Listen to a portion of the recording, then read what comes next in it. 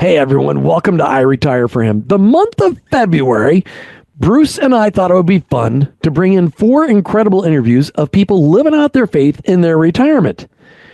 Today, Bruce and I talk with Dr. Sharen Ford as she introduces us to the need for wraparound grandparenting. And then in the second part of our show, we're going to talk with Cindy King to talk about how wraparound grandparenting in action, what it looks like, and how you can do it just like they're doing it in Pennsylvania. Cindy King, it's going to be fun. These 2 power-packed women understand the significant influence we can have as we live out our faith in action in our retirement years. Wraparound grandparenting is an idea that can transform communities, and you can get started helping foster and adoptive families today. I hope you enjoy hearing from these 2 women. And please remember to check us out online at retirementreformation.org or online at Retirement Reformation. Here's our conversation with Dr. Sharen Ford. Hey, welcome back to iRetire4Him, the mouthpiece for the Retirement Reformation. Bruce, every second segment you bring on a guest that's got a story to share of how their faith is being lived out in their life. Who do you have for us today? I've got a very special guest today, and she's special for all kinds of reasons, but the one that's the closest to my heart is her work in the anti-abortion movement and the way that she has been both committed and activity, both from a civic standpoint as well as from a ministry standpoint. So, Dr. Sharen Ford, welcome. We're so glad that you're here. Well, thank you for having me on your program today. What a pleasure. We've spent more than a couple of years being guided by God's Holy Spirit in some very specific areas of action. Give us just a quick executive summary, if you would, of how he's directed your paths to get you to where you are today and serving him in the way that you do. Well, the short story, I work for state government here in Colorado at the Department of Human Services in the Division of Child Welfare. For 30 years, I worked for state government, being a good public servant, I hope. Thank you for that. Thank you. But it's about children in foster care, children who are in need of adoption, working with families who were prospective foster parents, prospective adoptive parents, working with adolescents. Boy, as our kids get older, they're sometimes still in the foster care system and they need permanency and they need guidance. And so those kids are aging out of the foster care system and what's going to happen to them? That was part of the work. And then that important work, all of that work's important, but thinking about kids and families who cross state lines, that there needs to be that conversation with other state employees in other states to say, gosh, a family that I know of here is moving to your state, and I want to make sure that they're connected with the right resources before we send them your way. And by the same token, they were sending families our way. And so that's called the Interstate Compact on the Placement of Children and the Interstate Compact on Adoption Medical Assistance. So those were some of the things in my portfolio that allowed me to be hopefully a public servant that was mindful of that all these things impact children and they impact families. And if we are not doing our just job, that God will hold us accountable for not serving well. If I can interject, Judy and I were foster parents for about 10 years. And the brother and sister that came with us, they were 4 and 5 at the time that they came. And when they were 12, 13, they went back in Oregon at that point in time. You couldn't adopt if you were a foster parent. That's changed now, thank goodness. But anyway, their mother took them just for 2 weeks into another state, and we could not bring them back. And so that I wish we had an advocate like you at that point in time, because that was really painful. Yeah. I'm sure it was not only painful for you and your wife. Thank you for serving. Thank you so much. What you poured into those children are seeds that will mushroom and grow over a lifetime. Very much so. And yes, you're correct. It hurt. It not only hurt you, but it hurt the children. And I pray that God sent some other people to be in those children's lives to help them in their journey of life. They were blessed, and he did. So how did you make a transition then from being a public servant to being a private servant? Well, during the last probably 6 years of working in state government, I got connected with one of a vice president at Focus on the Family. And in her role, she was interested in identifying families across the United States in churches that would care about the children in their state that were going to be leaving the foster care system without a forever family. Even today, there are over 100,000 children who have their parental rights terminated, and they are seeking a forever family. And so that young woman, her name was Kelly Rosati, said, hey, when you get ready to retire, I want you to come work with me at Focus on the Family. And I was like, yeah, sure. Well, when it was time for me to leave state government, I had this little niggling in the back of my head, and God said, call her, reach out to her. She really did mean what she said. And so I did. And she said, don't take another position. Give me a few minutes. I need to make some, calls. And before I knew it, I had a job offer to come work with Focus on the Family. What a blessing. And so how has that call played itself out over these last, 6 years now, and what it is that you see ahead of you? What are the kind of the key highlights of that? I think the key highlights is we have moved what we call our Wait No More program here at Focus on the Family from being just about the children who are legally free for adoption to having a more broader perspective that it doesn't matter where a child is in their journey. If they're coming to the attention of state government or local child welfare government, they need quality foster homes. Families who are doing the foster care work, they need families who will wrap loving and supportive services around them. That families who God has called to adopt, those families need supportive services wrapped around them.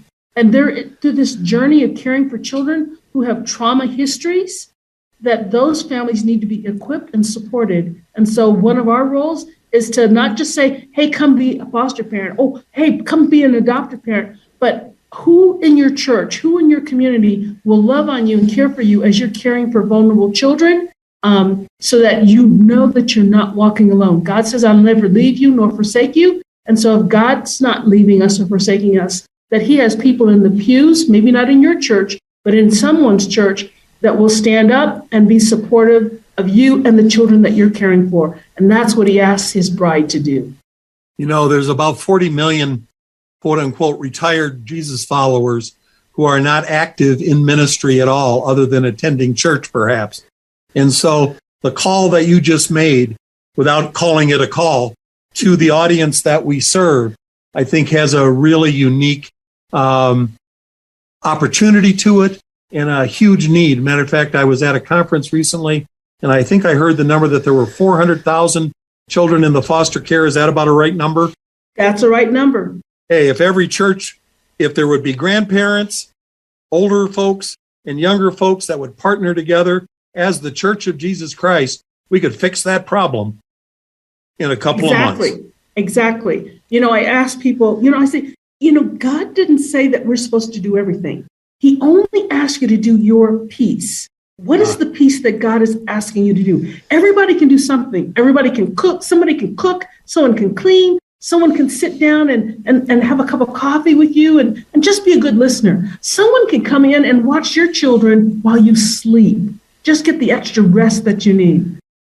What is your yes? When God asks you to step in, are you willing to say yes without hesitation, knowing that he will provide for you and keep you?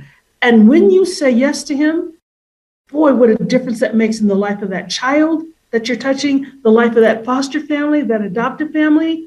Boy, everybody needs help and support. And you're right, there's a population of people who could step in and make a difference today. They don't have to have special training, special equipment. They can serve. They can serve with a servant's heart. Dr. Sharen Ford, we thank you for your life.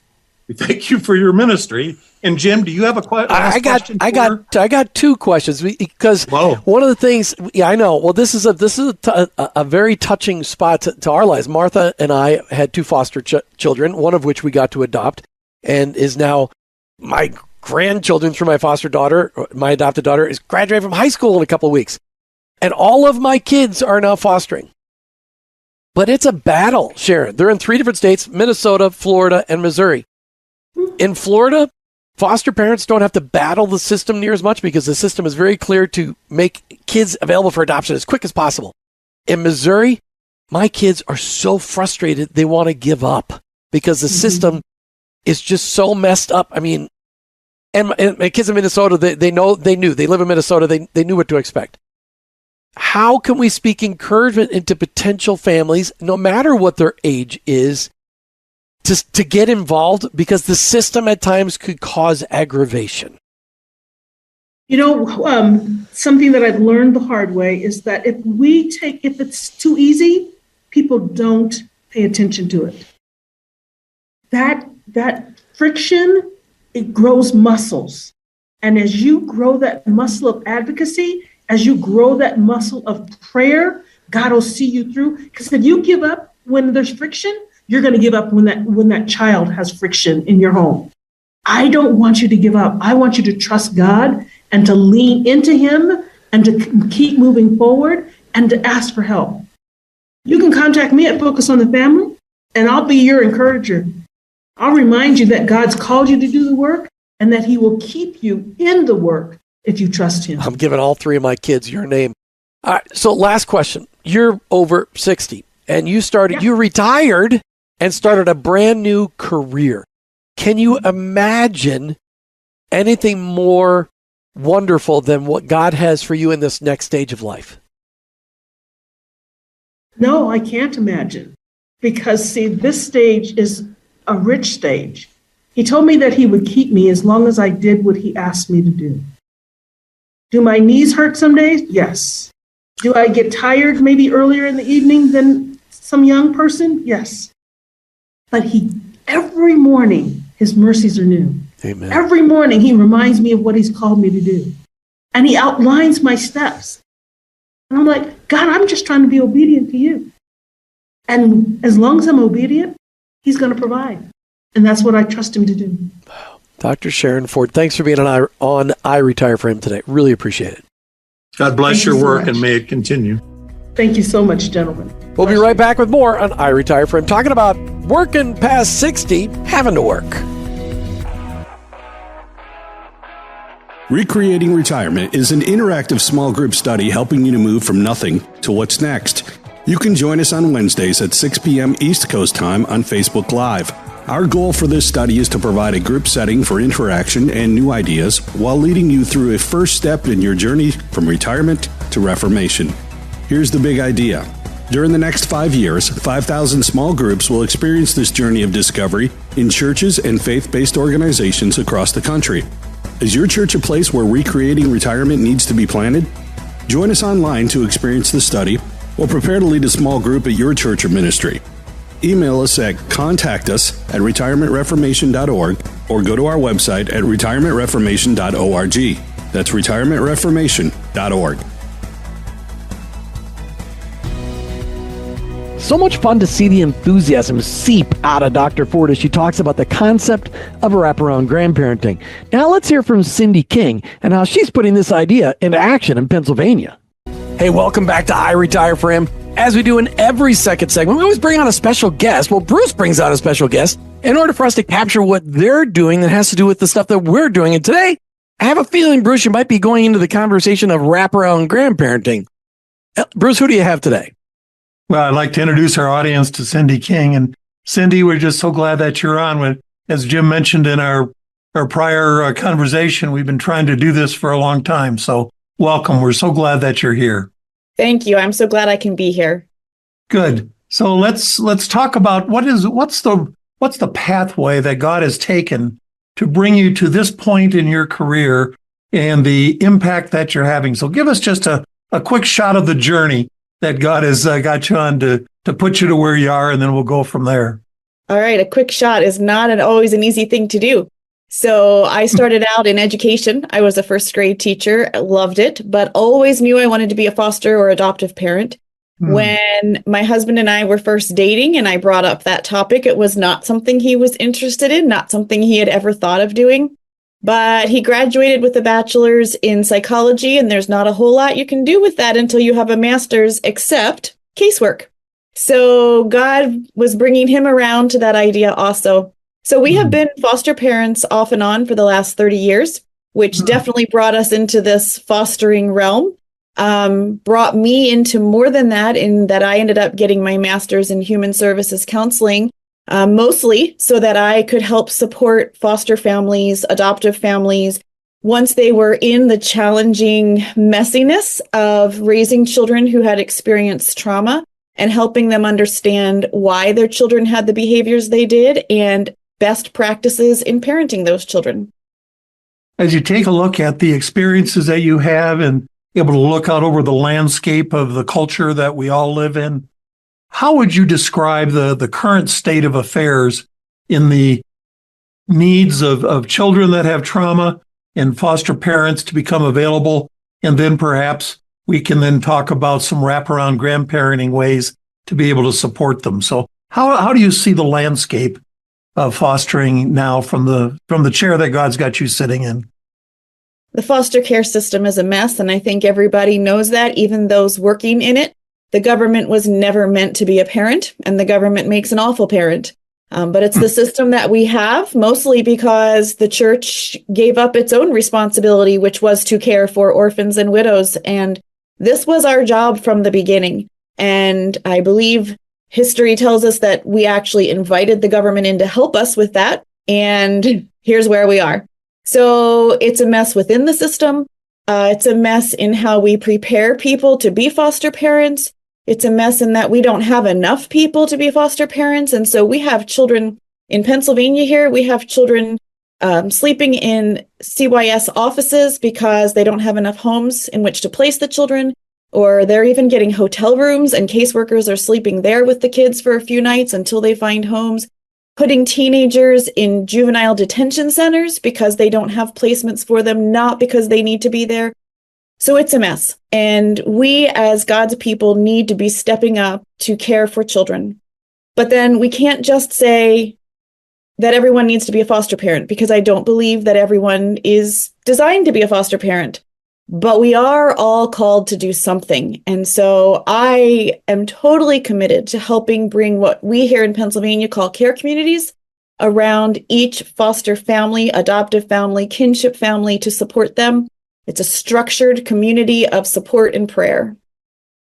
Well, as God has led Elliot and myself and Jim to understanding some of the things that you talked about, Judy and I were foster parents for 10 years, and so we kind of get it.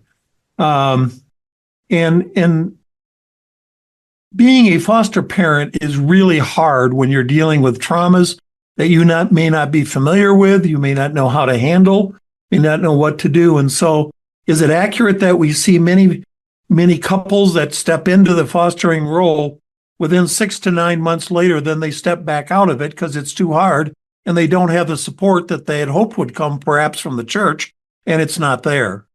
That is so true. So statistically, 50% of foster families are going to quit before the first year. 90% are going to quit before the second year. And we need to keep continuity for these kids.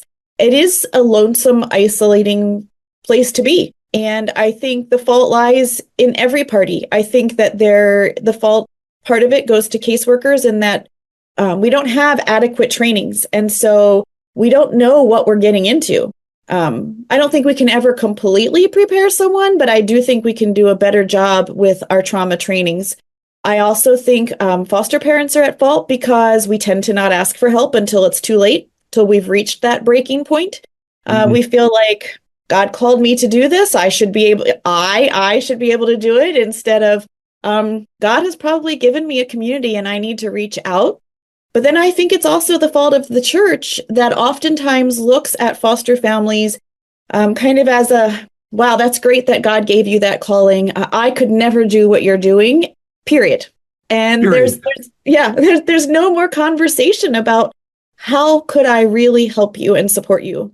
So I think by having what we provide in a care community, part of that is teaching the foster family to say yes to the help. And part of that is educating the church and helping them understand why a foster family needs support and why foster parenting is different from regular parenting. And the fact that within the body of the church, There is the capacity and the variety of skills and talents and experiences that when they come together in a team can be supportive of a foster parent, but nobody really talks about that or says that is true. I was chatting with someone earlier today, and we were talking about that in a team, there isn't an ideal mix. There's just the variety of skills and get talents, and maybe there's five families that come together to be supportive, and one of them could be 55, just entering into retirement. They play tennis every day, and they can be part of that team. Part of that team can also be a 94-year-old person in a wheelchair, that they bring something to that. Talk a little bit about some of the roles and the ways that a wraparound grandparenting team can come alongside a parent, because there's a whole variety of things. And I think people are unaware of A, the need, or B, the capacity and what can happen. So talk just a little bit about some of those support mechanisms. That is so true. Everybody has a role to play. So in the structured communities that we create, there are certain roles that every team has. There's a team leader who's going to check in with the foster family. There's somebody providing childcare, somebody providing mentoring, somebody bringing one meal every week. Certainly, there is no age limit on any of those roles. But beyond that, I've seen some real unique things. And I say every team is as unique as the foster family they're serving and the people on the team. So I like to ask the question, what is in your hands already? If you are not someone that likes to bake, I'm not going to ask you to bring a meal. If you're not someone that likes to mentor a child who needs homework help, I'm not going to ask you to do that. What do you already like to do? What are you already good at? So I've seen team members who have a specific skill, and the foster child might be interested in that particular skill. What a great relationship. I've had some where they're really good at encouraging, so they can write encouraging notes to the foster parents. Just, I'm thinking of you, I'm praying for you, I'm here for you. I've seen some really neat, not necessarily in wraparound care, but a church recently was having a drive. They were donating backpacks and blankets to an agency that gives them to foster children. And so some of the older women in their senior group helped younger members of the church do the no-sew fleece blankets where they knotted them together. So how neat that they were teaching a skill, but also supporting vulnerable children in the process. So I think there are so many things you can do. You can rock a baby. You can drop off a meal and take a basket of laundry home with you and fold it at home and bring it back tomorrow. There are so many ways that people can serve. Yeah, I think the understatement is that there is such a huge variety of needs, and there is that same huge variety of capacities to be able to serve those needs within the body of Christ. And so as we understand that and step into that, I think we can obviously make a difference. Retirement Reformation speaks to 48 million Christ followers who are in the retirement age, 55 and older, the majority of whom are actually doing nothing. Not everybody can do the same thing, but everybody can do something. Cindy, you and I could have a conversation for the next hour and a half. So I appreciate your smile. I appreciate your passion. Appreciate the information that you've shared. And we look forward to doing more of that. And when you come to retirementreformation.org, then you can find wraparound grandparenting. We're calling it the legacy of love. And so we look forward to learning some things from you and partnering with you as we reach out to see if we can make a difference. And we will make a difference in this huge area of need. So Cindy, thank you so much for being with us today. We appreciate you. God loves you, and so do we. And we'll be right back. We'll be right back with more on I Retire for Him. If you were challenged today about this idea, wraparound grandparenting, consider gathering some friends together and adopting a family to wrap around with some grandparent helpers. Thanks again for listening today to I Retire for Him, the voice and resource of the Retirement Reformation, online at retirementreformation.org.